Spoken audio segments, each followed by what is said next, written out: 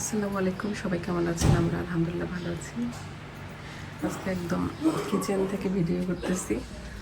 সকালে উঠেই এই যে খিচুড়ি রান্না করব, মিক্সড খিচুড়ি, মানে নরম খিচুড়ি আম্মার জন্য। সব চাল ভেজে নিলাম, আর এখানে একটু খাসির মাংস নামাইছি, একটু আলু দিয়ে ঝোল ঝোল করে রান্না করবো আর কি।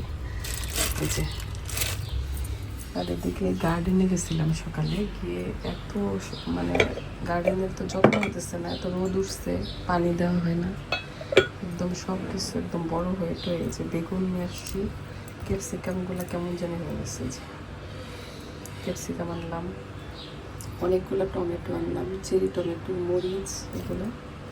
আর আম্মা আর ওয়াসি এখন ঘুমায়। আজকে ওয়াসির বাবার সাথে ঘুমাইছে।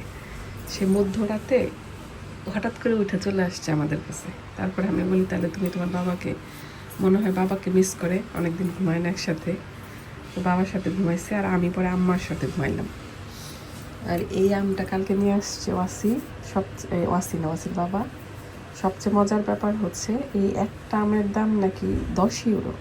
তা আমি আম খেতে চাইছিলাম, কাঁচা আম। সে বলতেছে যে তুমি খেতে চাইছো এই জন্য আনলাম। আমি বলতেছি 10 ইউরো দিয়ে আম তো গলা দিয়ে নামবে না, এত দাম একটা আম।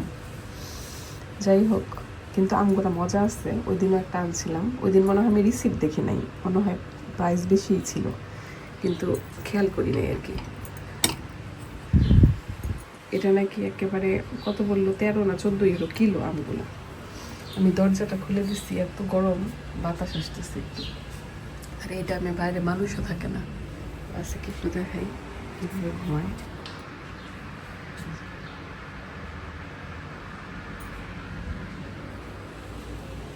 আম্মা ঘুমাইতেছে, আর ডাকি নেই। আজকে চুলাটা ধুইলাম, এত ময়লা হয়েছিল, এখন সুন্দর হয়েছে একদম। তারপরেও একদম 100% পারফেক্টভাবে ধুইতে পারিনি, একটু সময় লাগবে আরও।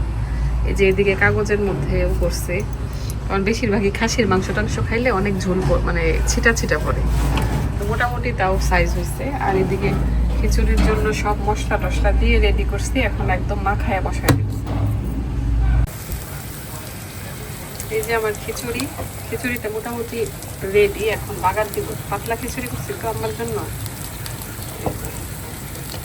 গাছের টমেটো দিলাম, তারপরে একটা লাউ ছিল, লাউয়ের হাফ।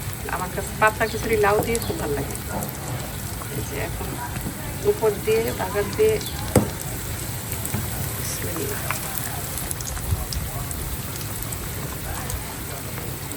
একটু ঘি দিব, কারণ ঘিটা দিলে খুব সুন্দর একটা ঘ্রাণ হয়। আর এই যে আমাদের গাছের বেগুন ফ্রাই করতেছি। এদিকে খাসির একটু মাংস ছিল, এটা আলু দিয়ে একটু মানে একটু ঝোল ঝোল করে রান্না করতেছি, যাতে খিচুড়ির সাথে খাওয়া যায়। আলু একটু বেশি দিলাম, কারণ আলুটা ওয়াসির বাবা ও ওয়াসি পছন্দ করে, এজন্য। এখন একটু ধনিয়া পাতা দিব, মনে হয় ভালোই হবে খিচুড়ি, একদম বেশি গলানো যাবে না। পাতলা পাতলা খিচুড়ি হয়ে গেল। আর এদিকে হচ্ছে বেগুন ভাজাটাও রেডি।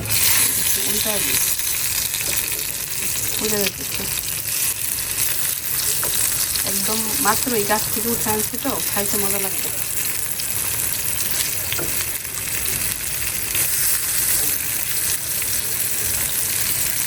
পুড়ে গেছে আর কিছু আগে উঠায় রাখছি, কোথায় গেলে রাখলাম। এই যে এখন এগুলো সব ক্লিন করতে হবে। খিচুড়ি একদম রেডি। এই যে উপর দিয়ে একটু ধনে পাতা দিয়ে দিলাম, একটু মিক্সড করে নিই।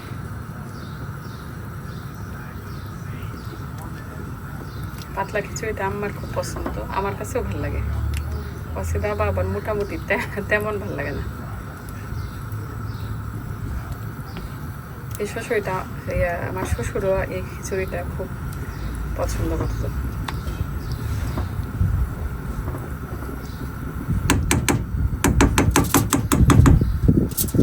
হয়ে গেল আমার একদম গরম গরম পাতলা খিচুড়ি।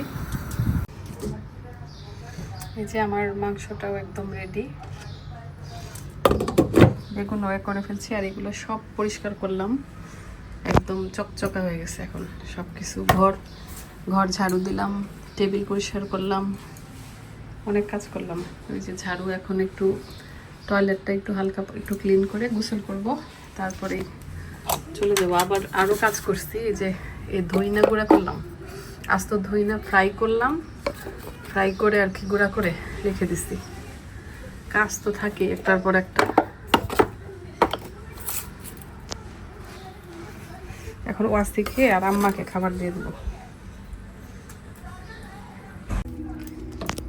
ওয়াসির বাবা তরমুজের জুস বানায় নিয়ে আসছে। যে আমাদের ওই স্ট্র গুলা আনা উচিত ছিল, ওই যে দেশে থেকে আনছিলাম না খাওয়ার লেগে, ওগুলা। যে আমার ওয়াসির বাবার, ওয়াসির লাগে খাবে। আম্মা আসছে বৈশা পাকিস্তানি নাটক দেখতেছে, তেরে কি জানি হামসাফার। আর আমি একটু অনেক কাজ করলাম, অনেক। এগুলা আমাদের এদিকে গেস্ট নিয়ে জুতা টুতাগুলো এত উল্টাপাল্টা করে যে এগুলা সাইজ অনুযায়ী একদম সব আজকে ঠিক করছি। এই যে নিচে উপরে এক্সট্রাগুলো এদিকে রাখছি, তাও দেখা যাবে যে আবার উল্টাপাল্টা করে ফেলছে এগুলা। এই হ্যালো, আমি চলে যাচ্ছি বাসায়।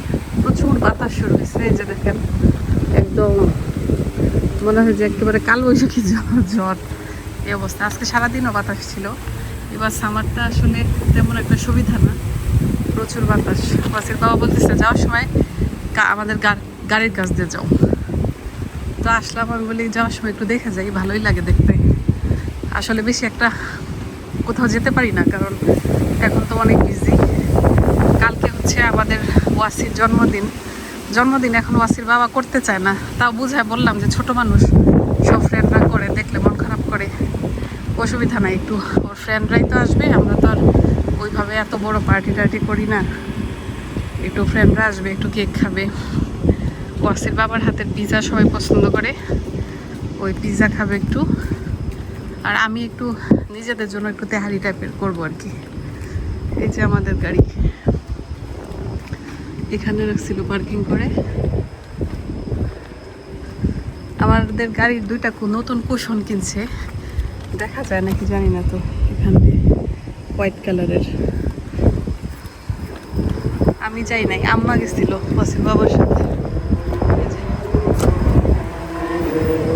আর আমাদের পুরানো গাড়িটা দেখেন, এই যে এটা মায়া লাগে।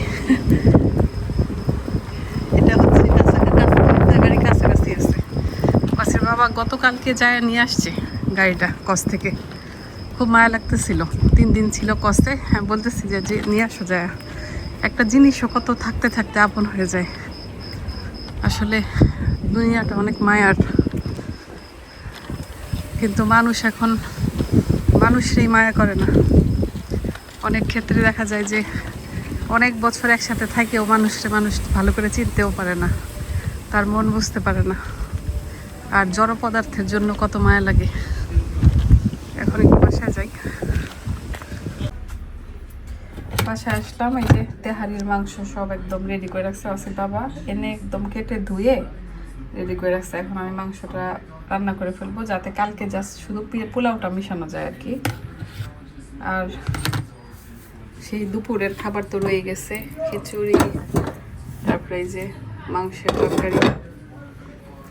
আর এখন একটু ঠান্ডা তরমুজ খেতে ইচ্ছে করতেছে। যে ওয়াসির বাবা আজকে এই তরমুজটা গতকালকে আনছিল, 8 কেজি ওজন নাকি। এই যে লাল একদম, খুব মিষ্টি তরমুজগুলা।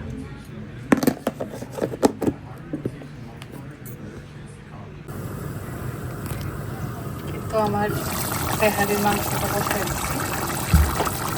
এখন সব কিছু দিয়ে দেওয়া হয়েছে, শুধু একটু দুধ দিব, আর মোটামুটি সবই হয়ে গেছে। আজকে মানে মাংসটা করে রাখবো, যাতে কালকে আর কি দুপুরবেলা তাড়াতাড়ি করে পোলাওটা মিক্স করে তেহারিটা রেডি করা যায়।